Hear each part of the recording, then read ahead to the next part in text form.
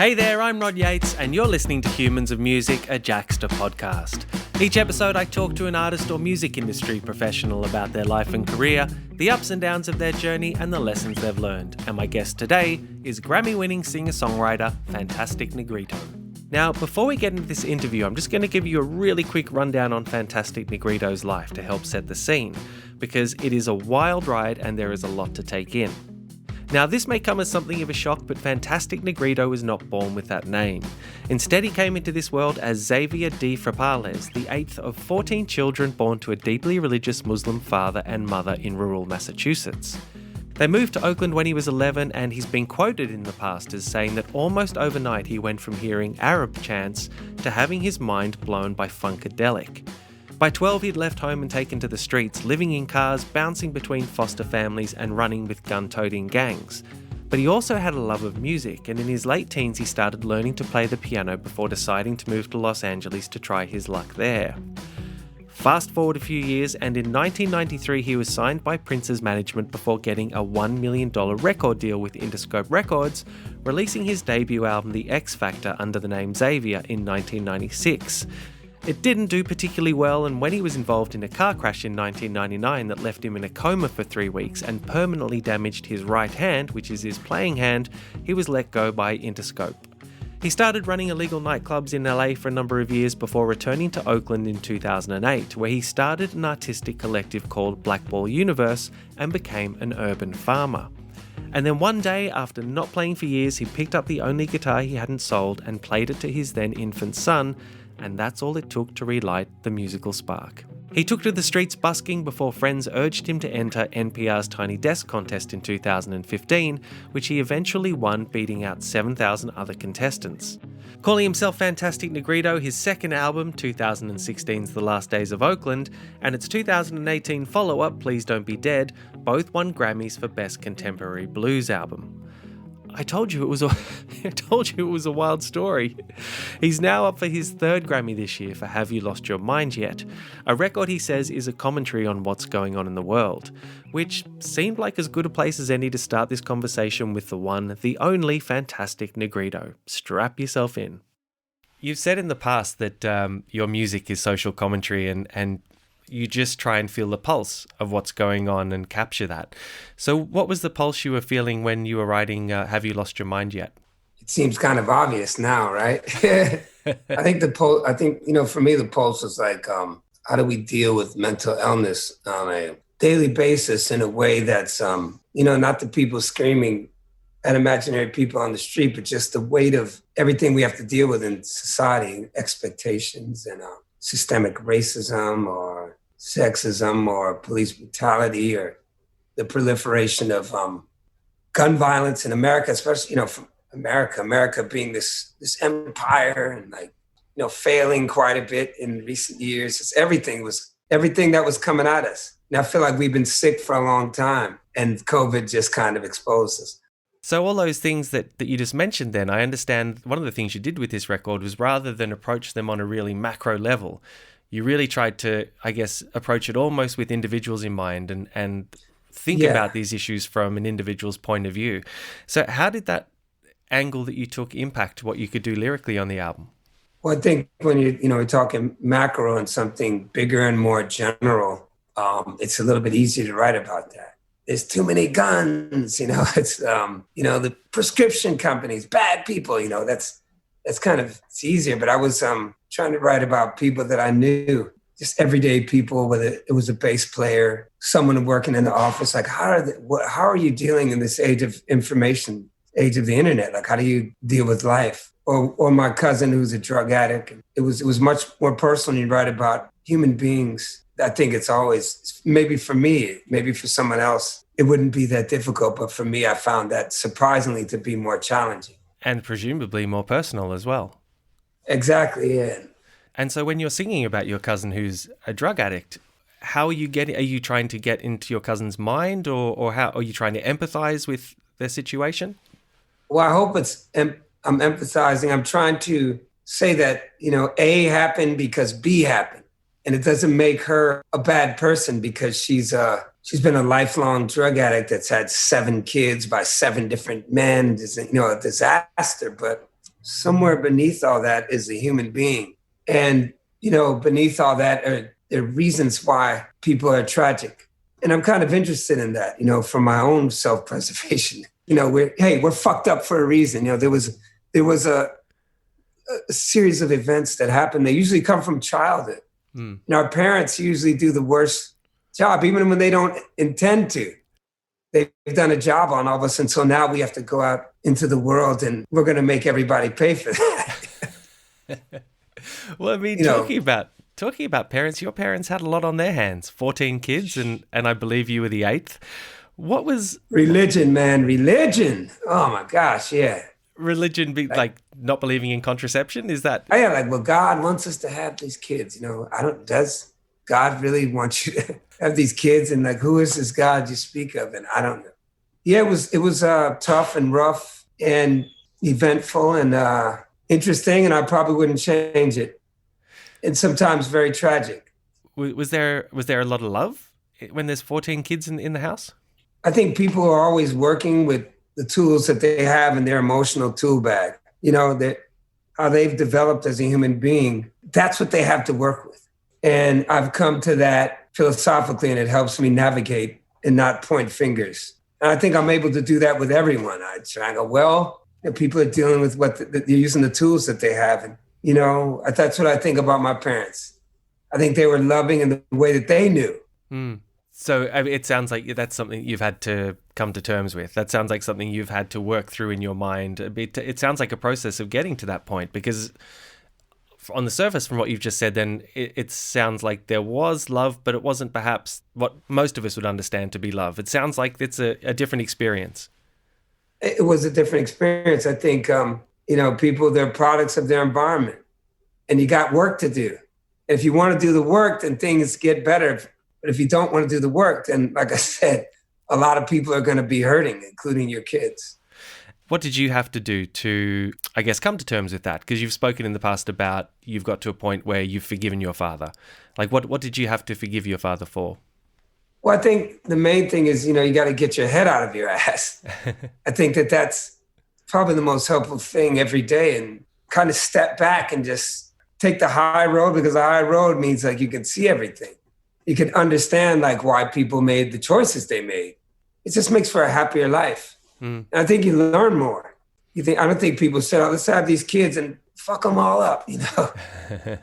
I don't think that people really have that in mind. They're really like, hey, we're doing something good here. Yeah. This is going to be great. We're going to set these parameters and they're going to be outstanding. It doesn't always work out that way. And so then you have to deal with what's left. And you got a choice. I mean, you want to be miserable? You want to live your life, you know, blaming other people for what's happened? Or do you want to enjoy your time here and learn a few things? What point of your life do you think you came to realize that? I think you said the key word, my friend. You said process. And I like when you say that, because, yeah, it's a process. It didn't just happen. I don't think I had an epiphany. I think it's a process. Yeah. And you're still doing it. I'm still doing it. I'm not out of the woods, you know. I'm still, you know, I'm looking in that tool bag. Yeah. I'm thinking, what tools do I have? Let's see. I saw another thing that you said, a really interesting thing about the way that you make music. You said that a lot of your bass lines and guitar lines are written just watching the dope dealers you grew up with in the neighborhood. And I thought that was a really interesting comment. You said that they had a certain swag and you wrote bass lines around that. Is that true? It's true. I mean, when I was thinking about I don't mean to keep picking on my dope fiend cousin, but when I wrote the song King Frustration, boom, boom, boom, boom, boom, boom, boom, boom, boom, I remember I was watching her. I don't know, people, the way they move, I hear music to it. There's a way, there's a humanity, but, you know, remember behind these notes is humanity. You know, we love the records we love because somehow that artist expressed something and then we could relate to it. And I can relate to movement and the way people move. It's very musical to me. That's such an interesting way of coming up with a riff, looking at the way someone moves. Yeah, but I think these people have so much to say. That's what it is. I don't think it's anybody. I think this particular neighborhood, I'm in West Oakland, you're going to get something watching these people. It's fascinating because these people have lived real lives. They live the full spectrum. A lot of them are addicts. You know, a lot of them are fighting a lot of demons, man, and they're not winning. And that, I think a lot of the great music of the world usually comes from people who have been going through a lot. I mean, you didn't always live in West Oakland. You didn't always grow up in the hood where there were drug dealers. I know that you were brought up Not at all. In rural Massachusetts. For the first, 12 years of my life. That's right. That's right. And we talked briefly about the fact that obviously you grew up in a big family. But one thing I thought when I saw that there were 14 kids was, what was life like around the dinner table? Fragmented. I think people ate in shifts. Okay. Yeah, no, that's an interesting part of that very safe, very white Anglo-Saxon Protestant New England that was a shock, you know. That was a whole nother set of trauma because you're the only black kid. In rural Massachusetts? Yeah. So that was a whole nother set of trauma. So I went from that to Oakland. It was like, whoa. But you know what, like I said, I'm happy. Yeah. And I'm pleased with all my experiences. I love that white Anglo-Saxon Protestant New England upbringing. I'm like, man, I'm glad I had that. And I love my experience growing up in Oakland. I think it made for an interesting perspective, and it makes me quite fearless musically. Yeah.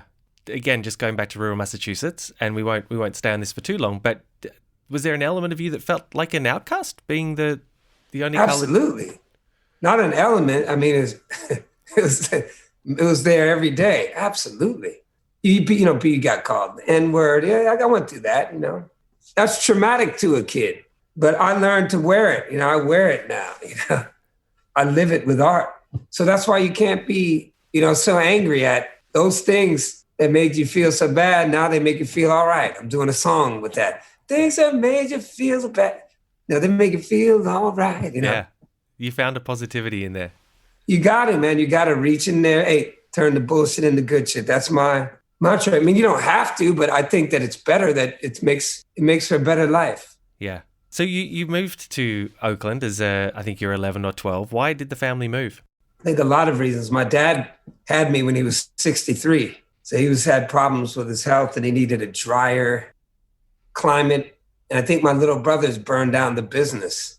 They set the whole restaurant on fire. Really? As a mistake, or?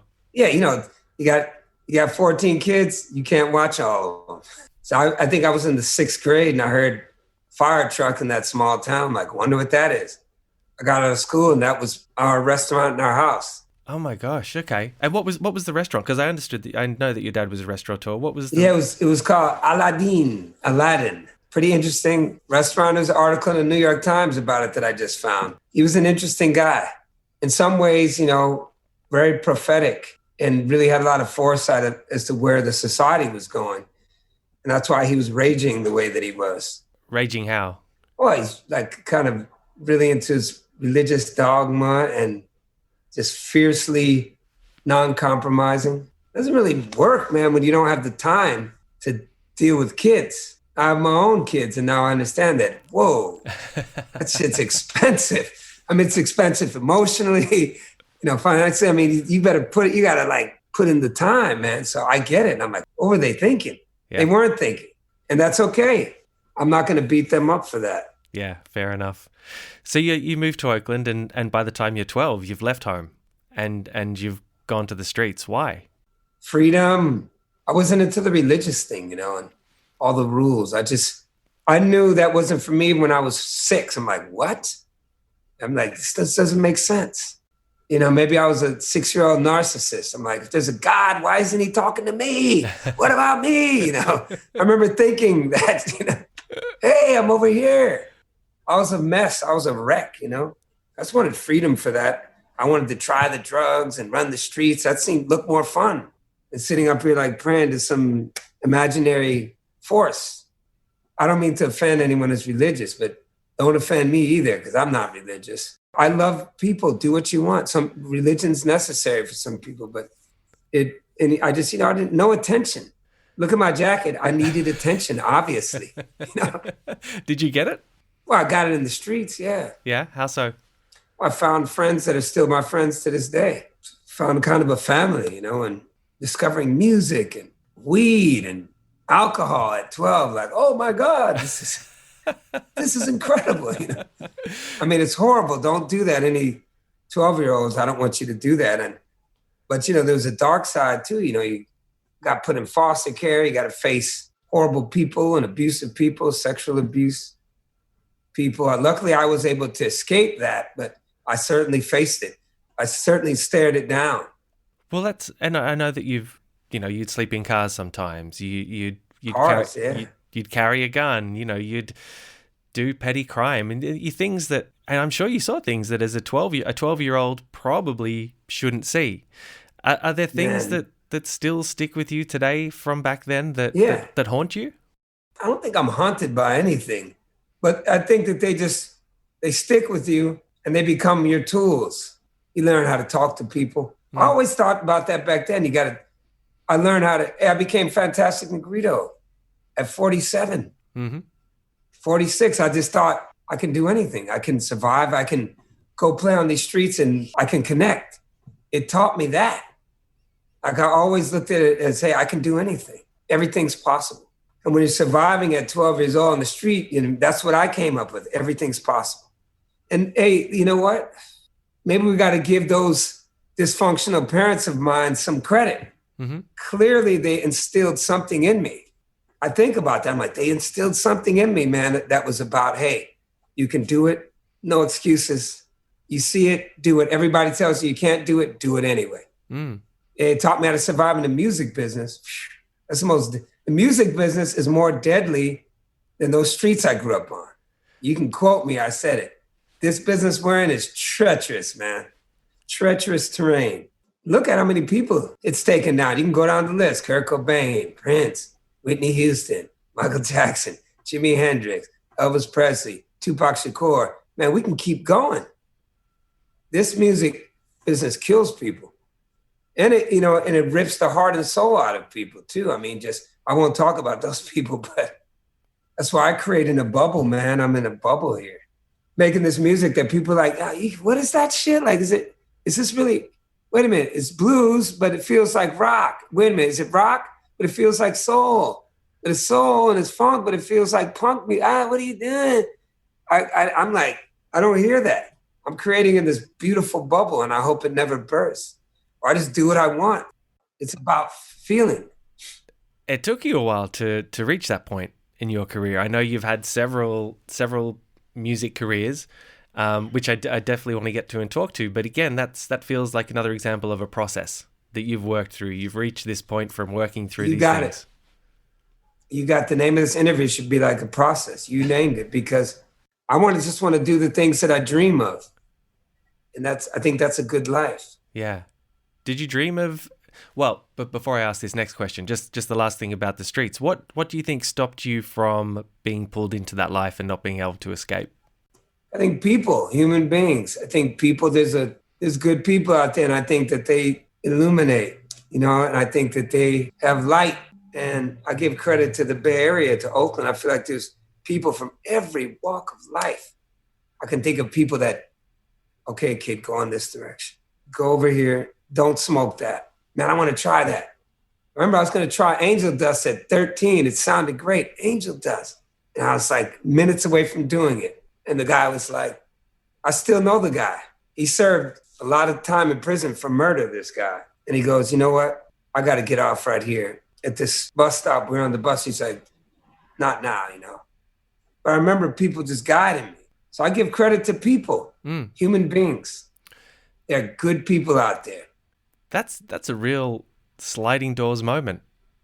Who knows what would have happened if you had tried? If I take that hit. Yeah. That's just one instance. I got a million of them, but that's people, street people, as they call them. Yeah. That happened for me that way. Other people saw something in me. One of the really interesting things, I think, is that towards your late teens, you were drawn to music. You started pretending to be a student at the University of Berkeley and catching the bus there every day and going into the music rooms and learning piano, pretending that you were a student there. Like, why did that speak to you? Why were you being pulled towards that? Did you think that maybe this is a way out? Yeah, I think I got to give credit to at that time an artist like Prince, who I thought was so cool and dressed so out there. And like I look at his Dirty Mind cover and all these, I was like, wait, and this guy he has girlfriends? And I thought, well, I'm crazy too. Like he kind of gave me a light, like, hey man, I'm giving you a signal, brother. You're a soul brother just like me. Be free. And people like, you know, Jimi Hendrix, I saw these Little Richard, I saw these artists being artists, especially being an African-American and being free. And, you know, Little Richard and all those people were ahead of my time, but I'd go back and research them and I thought they were fascinating. I thought they were just, they were setting the trends for life, you know? And yeah, I give credit to those. And I thought that's a cool thing to be an artist. Mm. I didn't know anything was going to happen. I just thought it was cool. But you had an instinct for it. Clearly, you had an instinct. I had an instinct. I remember I was writing songs like right away. I was like, oh, I write songs.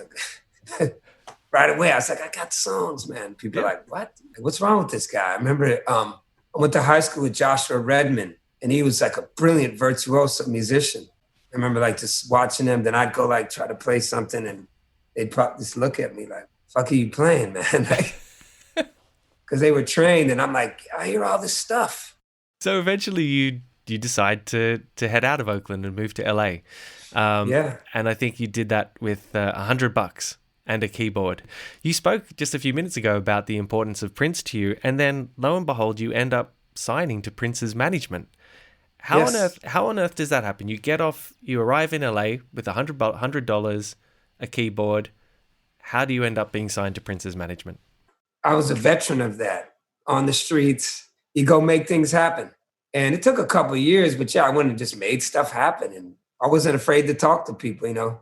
I talked to people, I saw studios, I knocked on doors. I think people saw stuff in me, and I was living at Al Jarreau's house for a while, just all kinds of wild shit. How? Just, how did that happen? I met kids and they were like, they knew this person, knew that person. And it was a kid, a 14-year-old white kid. His name was Robin Thicke. Right. I ended up meeting him and helping him doing his first demos. Yeah, just like, it was LA. Jamie Foxx, you know, nobody knew him. I met him and Will.i.am and who else? I just got in the mix, and I was used to that. I met all these people before they were famous, yeah. You make it sound really easy. I'm sure it wasn't as easy as you make it sound. I don't know, man. It was natural to me. I survived as a kid being on the streets. I survived the foster care system. This is easier. These people weren't trying to rape you or steal your money, you know? Well, I guess they were too in a different way. In a different way, nah. Right. But yeah, it was easy. I don't know. It's life. It's living. It's take chances. So did you ever meet Prince? I met him several times, actually, just more like encounters. First time I encountered him, I went to Paisley Park and, you know, it was as formal as it could be. That was in the 90s. I never really had like a long conversation with him. His early records really influenced the way that, like Dirty Mind, like I like that punk rock aesthetic that was in there, and those albums, it was great. Controversial, those really early albums. That kind of appeals to me, that rawness, and that I'm always doing that in the studio as a producer. Is it raw enough? Is it dirty enough? I'm a little pitchy in those backgrounds. Yeah. Ooh, I like to be a little pitchy because I am, you know. Does this chord belong here? Probably not. Do it. I got a song. It's called Transgender Biscuits on the last album. Yeah, that's perfect. Like, I want to do that. That excites me. That inspires me. Have you lost your mind yet? You know, and it's provocative. Like, yeah, let's talk about that. Let's get into the lyrics, you know. Let's talk about why this person is suffering and what does it mean to the family of human beings. After the break, fantastic Negrito talks about running an illegal nightclub in LA and the remarkable rebirth of his career as a musician. Welcome back to Humans of Music and my interview with fantastic Negrito. It was around that time after you signed with Prince's management, you end up signing to Interscope for $1 million. This is when you were going as the name just under your Christian name, Xavier. Yes. And you make an R&B album, and I guess it didn't do. Was that an R&B album? I don't know. I don't know what it was, you know. But you've said that it was a miserable experience. Why? I'm just not that guy, you know. I am the outcast after all, you know. I don't think, you know, and I'm ever going to be a pop musician, you know. The thing that I love is the opposite of a pop musician, you know. It's the most uninteresting thing in the world to me. You know, what's popular? How many likes do you have? How many followers do you have? How popular are you? Well, I've heard some of this stuff and I don't want to be popular. And I didn't want to back then. I wanted to be original and be different and be myself. Yeah. And, you know, sometimes it takes a long time to find yourself. And it's a process. Yeah. But for a kid coming from the streets of Oakland to end up with $1 million deal, your head must have been spinning. Did it change you, even if only for a couple of years? I didn't buy one piece of expensive. I think I bought a Honda for myself and a Honda for my mother. So it didn't change you? Didn't change me, man. I lived in, maybe I don't see the value in money. I don't know. Maybe that's bad too, in a way. I never worked again, so I stretched it out. Well, one of the ways that you stretched it out was from opening that illegal nightclub after, I realized that you had that terrible car accident. You were in a coma for 3 weeks, and then following that, Interscope let you go. And that your next step was to open this illegal nightclub in South Central called Club Bingo. And, you got it to a point where people like Mike Tyson were coming. People like Alicia Silverstone were coming to this nightclub. You clearly have an entrepreneurial spirit. Is that just from the hustle? It's just from the hustle that you had to show when you were a kid? It's from the hustle. And those after hours clubs, the first ones that I had were on Pico. And those are the ones that I was, ended up dealing with the police. And so when I moved it deeper into South Central, I was still dealing with the police, but this time it was favorable. Police were like, oh, this is great. And coming, after they got off because they wanted to, do all the things everybody else is doing and hang out with the girls. And I told the police, just like the gang members, like, hey, man, just be cool. I don't want firearms. You got firearms, they go in that drawer. Did the gang members acquiesce to that? Yeah, the gang members did. And the police? They didn't. They would just say they have nothing. So I never got one of their guns. Or sheriffs. There's some female sheriffs that came. Gang members were cool. They were the best, actually. Latinos, Crips, whatever. They were great. Yeah. They saw me as some fucking alien that landed in their neighborhood. It was interesting. I wasn't pretentious. I drove like old classic cars and had pretty girlfriends. I played music and I didn't have anything they could steal or rob. I mean, I wasn't wealthy, but I had the balls to have this illegal after hours club. And it's not like I was like selling heroin and cocaine in there. It was just have fun, live music, and get some drinks. Yeah. All night. Get on the roof, have some food, jump in the inflatable hot tub. Who doesn't want that? Why do you want to mess that up? They didn't want to mess that up. They're like, leave that dude alone. Right. So I had a pass in that neighborhood. I could walk around. And it was great. I loved that era. Did you interact with Mike Tyson?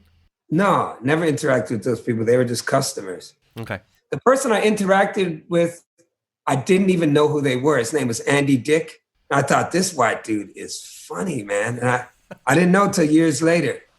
And I understand at that time you were going by the name Mr. 1AM. And yes. At other points you've had other aliases. You've been Chocolate Butterfly, me and this Japanese guy, Blood Sugar X, and now, of course, Fantastic Negrito. Why the fascination with aliases? Maybe I'm insecure. I'm running from myself. I don't know. Who knows? Yeah, I don't know. There's a fascination with being someone else. I'm sure there's some psychological probe they could do to figure out. But I'm sure it has to do with like artistry mixed with overconfidence and insecurity all mixed together. Fear, courage, ego, fragility. The whole human spectrum is in there, But I saw an interview where you said that you're not 100% sure that your father's surname was his real surname. Do you think there is something like this in the family? Yeah, I'm sure. I think that genetically, maybe that's why I'm all these, maybe he passed that gene on to me. Okay. I stopped asking after a while. I just became comfortable with what it is. Sometimes accepting things is just like, all right, man, why am I going to spend my life trying to figure out some mystery? I think my dad had really good intentions that with really bad results, but the intentions were good. Yeah. And so what does Fantastic Negrito, what does that represent to you? Fantastic Negrito to me is a bit of a superhero. I don't want to always be that guy. He's like, like I said, he's rock, he's funk, he's soul, he's punk, these rhythms, blues, alligator shoes, hand claps, organs, courage, mini moogs. Now I'm using mini moogs, which are new. A whole different record that's coming soon. Yeah, that dude, I like Fantastic Negrito. He's like a preacher, and he's like a prophet, and he's all these things, and it's good. And he means well. I think he wants to shine that light. He's interested in truth. I don't know if I'm interested in truth all the time. I don't know. Yeah. I've had to survive all my life. That meant, a lot of non-truths. But it's definitely a character. Mm. Yeah, I'm not comfortable. Maybe I'm not interested in being vulnerable, because that could be it. I mean, it's a good question. Maybe I can be Fantastic Negrito and I don't have to, let people in like that. It has to be something like that. Why do I like all these characters? You're right. I mean, there's a lot of them that I'm saying something to the world, being all these different people. And I'm old enough to think that maybe it's protection. Why? How did you choose the name Fantastic Negrito? Let me see the safe way to tell it. I would say that, let's say the nice way to say it is that I've been listening to a lot of the Mississippi Delta music and Charlie Patton, Robert Johnson. I thought, wow, this is Black roots. This is Black roots. And like, how do I pay homage to these people? I can't be them. They're virtuosos. I can't do that. I'm not interested in doing that. I can call myself Fantastic Negrito to honor them, not me. And anytime someone asks me about that name, I get to say Charlie Patton. I get to say Skip James. I get to say Howlin' Wolf. They deserve that. They deserve it. Mississippi, I said a long time ago, should be the richest state in the Union, not the poorest. And if I, in my little tiny minuscule place in this universe, can pay homage to them, those are my ancestors. Those are my forefathers. Those are the people that took all the hits so that I could do what I'm doing. Then I'll be Fantastic Negrito, because people are going to ask about the name. Sure. And I thought it was a good way to pay homage. And eventually you left LA, went back to Oakland in around about 2008, and yes. You became a father not long after. And Father and a farmer, and sold all your gear. And I understand that you kind of didn't really, you sold your gear except for one guitar. And I understand you didn't even really play it for around about 5 years until one day your son was upset and you thought you'll pull the guitar out and play for him. Yeah. And it improved his mood, and that kind of lit the spark in you again. And yes, shortly after, you hit the streets and you start busking. Yeah, it took a couple of years, but yeah, it lit the spark. It said, wow. It took a few years. I mean, what it did is it made me start playing around the house for him because he enjoyed it. And I thought that, wow, this is the language of humanity here. This kid can't talk, can't form a sentence, but man, he understands his sound. And that became very important to me. And so when you hit the street, when you decided to take the music to the street and go busking, what were you hoping to achieve with that? Happiness. That's what I thought. This is happy. Okay. I thought, hey, this world is screwed. How can I contribute something good? I was just having a good time. I never thought any of this. And then one day someone said, hey, why don't you enter this Tiny Desk contest? And I was like, I thought NPR and me with, like, if they read my lyrics, they seemed safe, but I was wrong. And then you win that competition, and that just paves the way then for The Last Days of Oakland, 2016. Goes on to win a Grammy. So does its follow-up album, Please Don't Be Dead. It's almost when you got to the point where you just did this for the pure reason of happiness, it started to work for you. It doesn't sound like you were hustling for all this to happen. It sounds like it was very pure. I stopped wanting it. Sometimes when you stop looking for something, it shows up. And you're obviously open to it. You're open to accepting it. Yeah, because I thought it's a good time. Fantastic Negrito, that's good. There's some goodwill here. Be an artist. That's what you should do. You set out to do it. It's good for your kids. Be like, you go for something, you don't quit, Yeah. I feel like this is a great lesson I could teach them. Yeah. It's never too late. We can accomplish anything. That's kind of what my life has become. Yeah. And when Chris Cornell asked you out to tour with Temple of the Dog, what are your memories of Chris? Well, that was amazing. Yeah, that was just like really a lot of lessons. You're seeing, this guy standing up there with the guitar playing to people. I'd never done that in a setting where people sat down. So I learned a lot of that from Chris. And just Temple of the Dog, like their professionalism. It was just interesting being around these musicians and seeing their level of commitment. And that's why they've been there 30 years. And did you spend much time with Chris? I did. I spent a good amount of time, talking, and we definitely had our moments. Beautiful person. He had a big impression on me and on my life and on my choices. And how did his passing affect you? Oh, it was a shock. I mean, you think like, okay, you're in your 50s now. Yeah, we made it. No. That's was the biggest bummer. And just, you're sad for his kids. And yeah, it was. Are there other people? You've spoken briefly about Prince before and now Chris. Are there other people that you've been able to meet along this journey who have other artists who have taught you things in particular?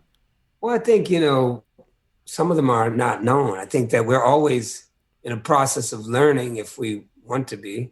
On this album, I did songs with E40. Where I just love his hustle, man. This guy has been in the game so long and he's so committed to what he does and so non-compromising about artistically and stylistically. So that's a lesson. And a fellow NPR alumnus, Tank from Tank and the Bangers on the record. Have you lost your mind yet? So yeah, and sometimes you're learning, watching musicians make wrong choices too. Is there anything that springs to mind? Well, I think bad choices, bad decisions. I think, addiction and, getting in too deep with this whole music business thing and realizing that that's why I go clean the chicken coop and plant vegetables. It grounds me. That's in your urban farm. Yeah, Revolution Plantation. Yeah. And in terms of Have You Lost Your Mind Yet? You're just talking about the contributors and third Grammy nomination. Yeah, third in a row. It's kind of surreal and bizarre, but yeah.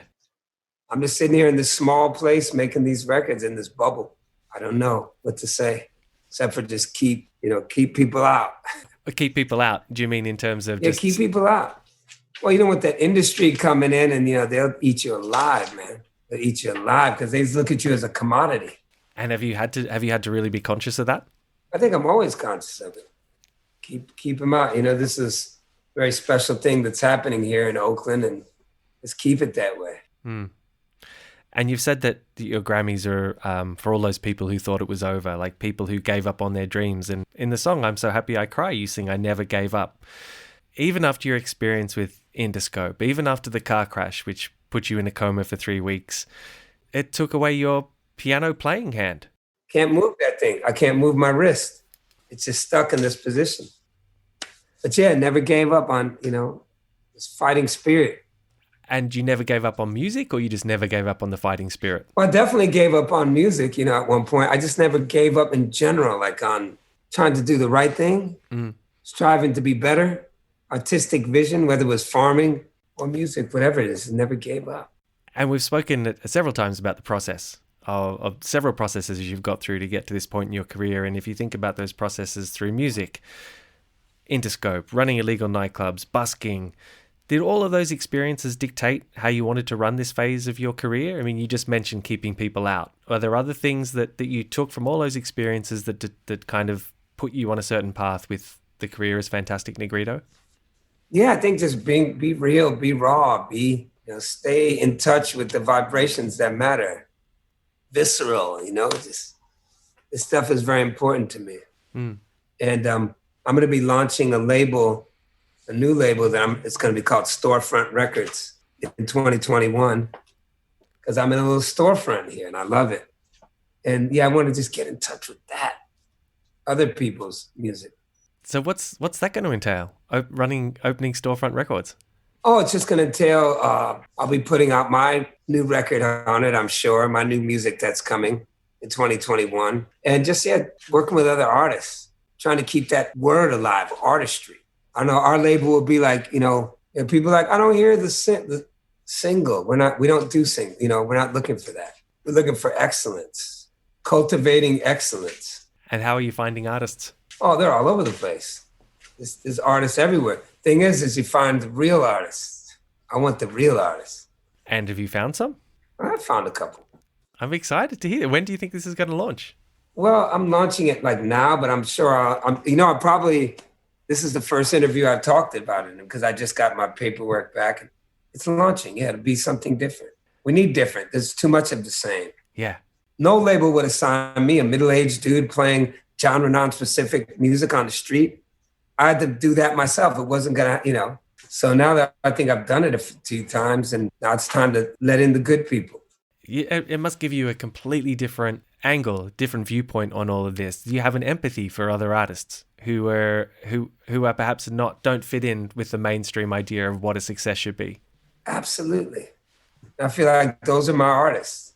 Did you have people, you mentioned that for someone in their mid-40s, no one's going to take a chance. You had to do it yourself. Did you have people pushing against you? Were there barriers that you had to overcome? Oh, absolutely. One day I'll write a book about it. Oh, absolutely. Some big names too. What was their problem, do you think?